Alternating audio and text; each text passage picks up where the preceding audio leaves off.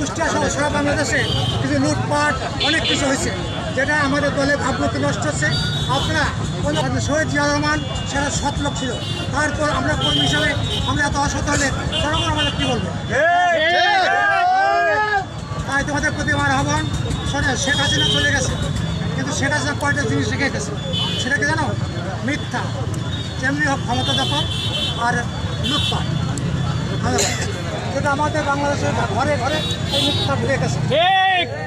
প্রত্যেক লোক সর্বোপরি আমাদের প্রিয় নেতা যেন আপনাকে আমাদের দেশে ফিরে আসবেন এবং আমাদের প্রিয় নেতৃত্বের সাথে খালেদা জিয়া আবার রাজনীতির শক্তি হবেন, এই আশা রেখে আপনাদের সবাইকে ধন্যবাদ। ভালো করে রাজনীতি করো, তাহলে দেশটা ভালো থাকবে, আমরা থাকবো।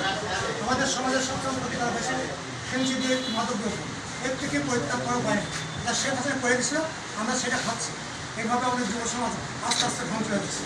আর যুব সমাজ যদি আজকে আমেরিকা বলা, ইউরোপ বলে, বাইরের লোককে যে দেশ তৈরি করে না সেই দেশে তোমরা যেহেতু বাংলাদেশে আগামী দিনে তোমরাই নেতৃত্ব দেবে। তাহলে শহীদ জিয়া রহমান সব ছিলেন। ইসলাম সাবেক আহ্বায়ক কল্যাণপুর রাজনৈতিক দল অদ্য ইংরেজ 11ই জুলাই আজকে কুষ্টিয়ার সাবেক মাননীয় এমপি অধ্যক্ষ সোহরাবউদ্দিন আকস্মিকভাবে হরনালপুর গণসংযোগের জন্য আসায় আমরা হরনালপুর ইউনিয়ন বাংলাদেশ জাতীয়তাবাদী দল সহ সবাই তাকে আন্তরিক অভিনন্দন এবং শুভেচ্ছা জানাচ্ছি এবং ভবিষ্যতে কামনা করছি যে তার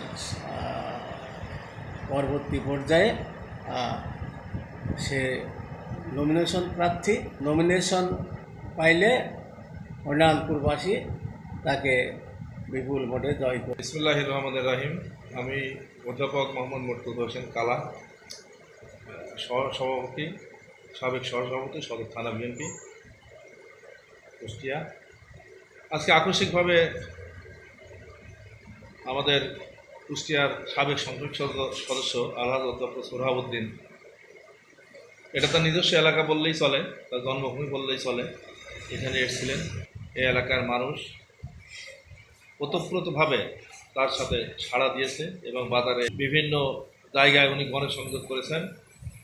আগামীতে হরনালপুর ইউনিয়নের মানুষ এমপি হিসাবে সোহরাবউদ্দিনের দেখতে চাই। সোহরাব ভাই যদি আগামীতে মনোনয়ন পাই, আমরা হরনালপুর